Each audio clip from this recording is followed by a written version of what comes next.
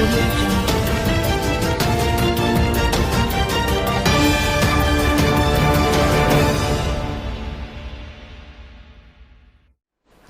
warahmatullahi wabarakatuh.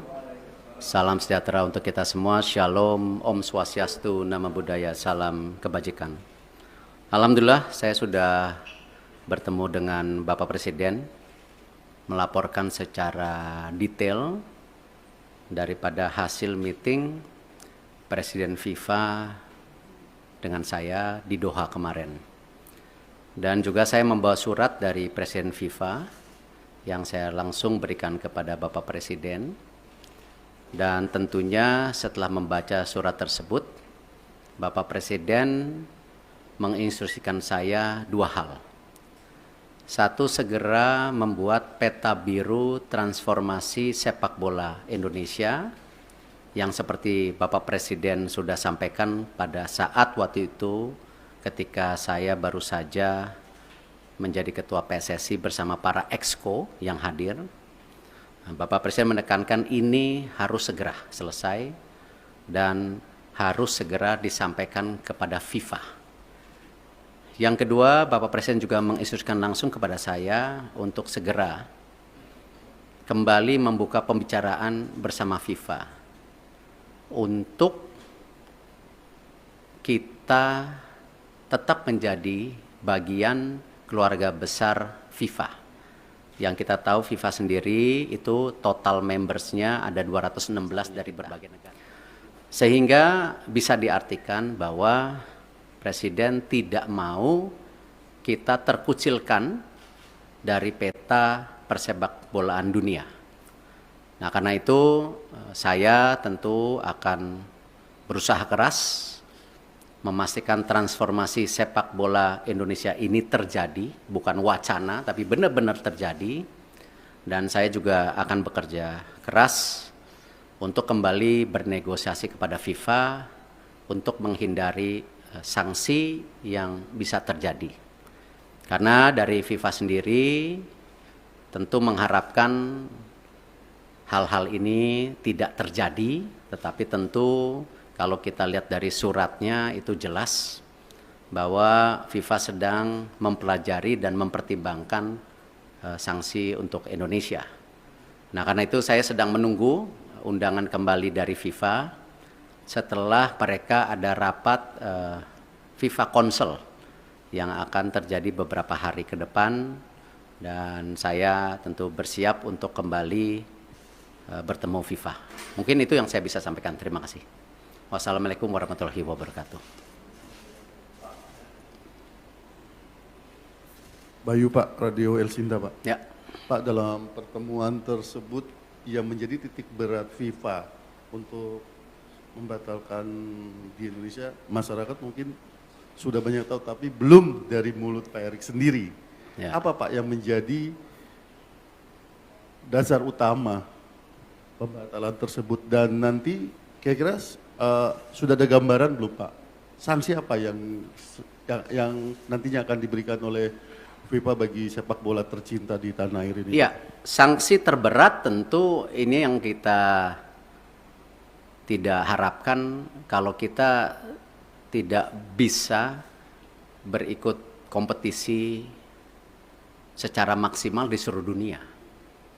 Sebagai tim nasional ataupun sebagai klub, juga ini akan menjadi sebuah kemunduran buat sepak bola Indonesia, dan itu sebenarnya sudah pernah kita terjadi di tahun 2015 waktu itu. Yang kebetulan juga saya bukan siapa-siapa saat itu, saya bukan menteri, bukan pengurus PSSI. Bapak Presiden meminta untuk saya juga bisa melobi waktu itu ke FIFA dan dicabut di tahun 2016 kalau tidak salah. Nah, tentu itu yang terberat di mana jadi kita melakukan pertandingan, pembinaan wasit, usia muda, tetapi tidak ada tentu kedepannya ya cuman ya ibarat ya kita di Indonesia saja gitu. Dan saya rasa itu yang tidak kita harapkan, karena apalagi mata pencarian di sepak bola ini kan tidak bisa sekonyong-konyong hanya dilihat oh ini dan itu, tetapi turunannya banyak sekali yang namanya industri olahraga sepak bola gitu. Yang kedua tentu ya kembali FIFA ini kan otoritas tertinggi sepak bola di dunia. Tentu dengan segala keberatan-keberatan yang sudah ya disampaikan itu, nah tentu ya FIFA melihat ini sebuah ya kalau dibilang sebuah intervensi ya. Kan lihat kalau banyak sekali FIFA itu menghukum ketika ada intervensi government gitu. Tetapi di sini juga kan bentuknya intervensi.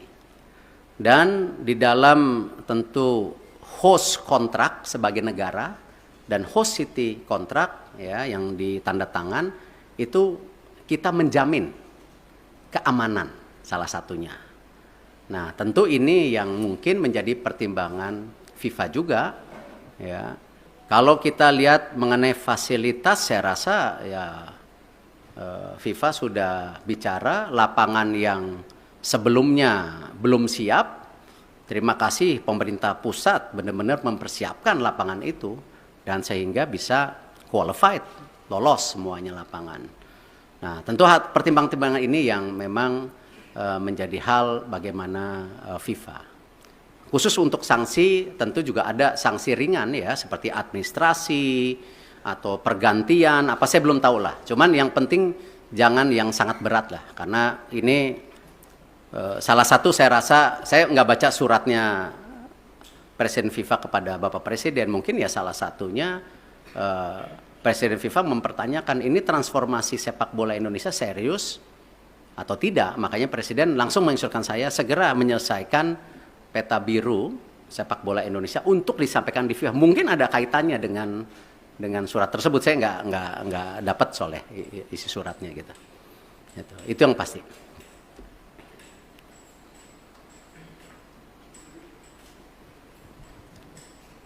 Terima kasih Pak. Saya Anto dari Harian Kompas Pak.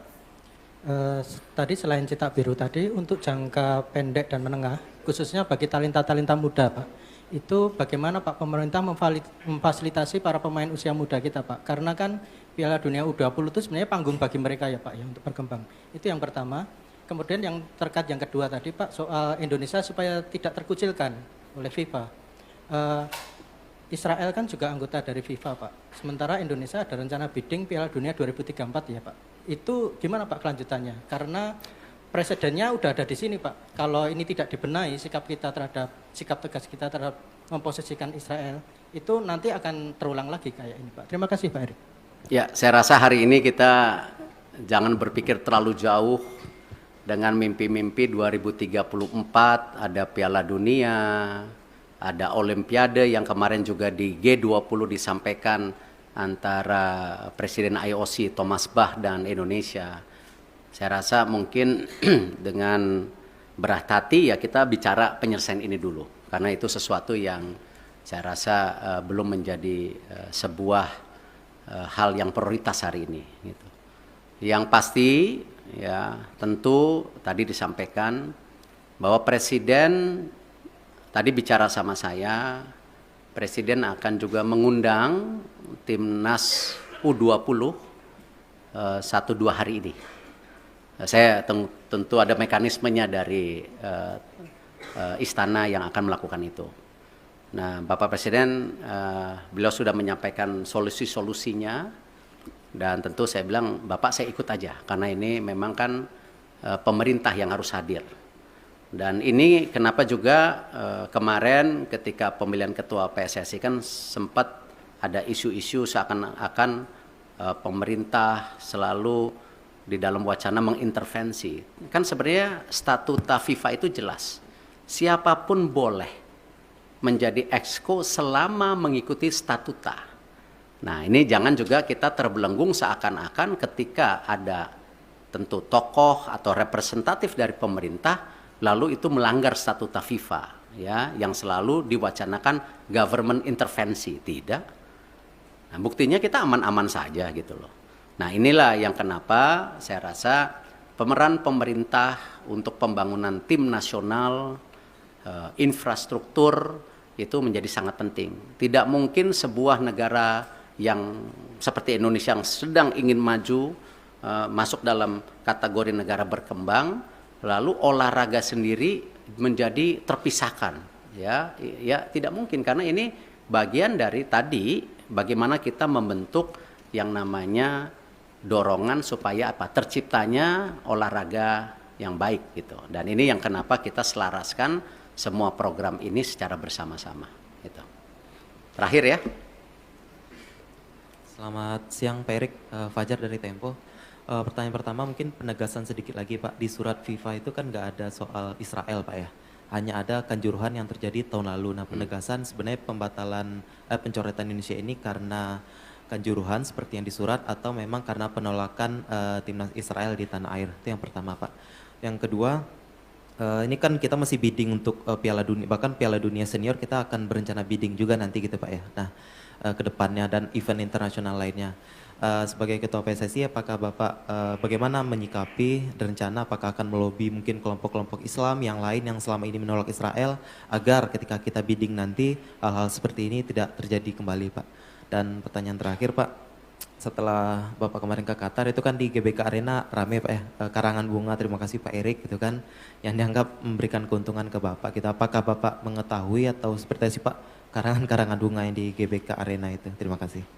Ya kalau masalah karang bunga, waktu saya bersih-bersih Garuda juga dikirimin karangan bunga gitu. Tentu konteksnya itu ya bagian dari apresiasi. Tetapi kan kesuksesan sebuah event besar atau sebuah tentu organisasi besar bukan karena kerja individu. Ya itu karena sebuah kerja tim yang bersama. Ya saya rasa kita nggak bisa klaim-klaiman oh sukses ini karena titik-titik. Enggak, ini semua kerja tim. Nah karena itu kalau kita bicara mengenai event ke depan, tadi saya sudah sampaikan. Kita fokus ke sanksi dulu hari ini. Ya, Bapak Presiden jelas, jangan sampai disanksi. Segera selesaikan buku biru, rencana transformasi sepak bola. Bahkan kalau bisa, Bapak Presiden waktu itu sudah sampaikan sampai 2045. Target kita apa sih? Sebagai negara yang ekonominya akan terus tumbuh, ya. Cita-citanya nomor 4, nomor 5 terbesar di dunia dengan jumlah penduduk yang 280 juta, 55% anak muda. Ini tujuannya apa transformasi ini? Apakah tetap jago kandang atau memang ada prestasi lainnya di luar negeri? Nah itulah yang kenapa Bapak Presiden mendorong ini sebagai bahan untuk bernegosiasi dengan FIFA. Supaya tadi sanksinya ada. Tetapi jangan yang terberat. Nah itu pun apa? Nggak tahu. Apakah administrasi, apakah apa, saya nggak tahu. Kita lihat. Tetapi jangan yang sama 2015 gitu. Kalau di surat FIFA, pengertian saya justru terbalik. Di situ FIFA bicara transformasi lagi. FIFA menyiapkan tim, ya, menyiapkan tim untuk apa? Transformasi sepak bola. Salah satunya memang waktu Kanjuruhan itu kan isu standarisasi daripada keamanan. Itu. Nah, karena itu saya habis ini langsung akan telepon Pak Basuki. Ya, Pak Basuki waktu itu sudah paparan dengan Bapak Presiden. Sudah ada 22 stadium yang diaudit oleh Bapak Presiden. Ya, oleh pemerintah, oleh Bapak Presiden itu. Nah, di situ sudah ada kondisinya yang ringan, yang berat. Nah, ini harus distandarisasikan. Nah, kenapa juga ya FIFA mengecek lapangan yang 6 dipakai ini sesuai standar atau tidak juga karena itu. Jadi memang security and safety itu menjadi penting. Ya, dan kita sebagai host country juga security dan safety menjadi penting, tidak aja dalam kegiatan event seperti liga kita. Liga-liga kita kan isunya sama nanti ke depan. Bagaimana supporter bisa pulang ke rumah. Gitu. Nah ini yang harus kita bangun security dan safety. Dan saya rasa ini menjadi hal yang sangat kita harus standarisasikan. Yang namanya manajemen pertandingan, manajemen lapangan pertandingan, itu harus menjadi hal-hal standar. Kalau memang kita mau juga menjadi transformasi. Jadi itu yang saya bisa sampaikan. Terima kasih. Wassalamualaikum warahmatullahi wabarakatuh.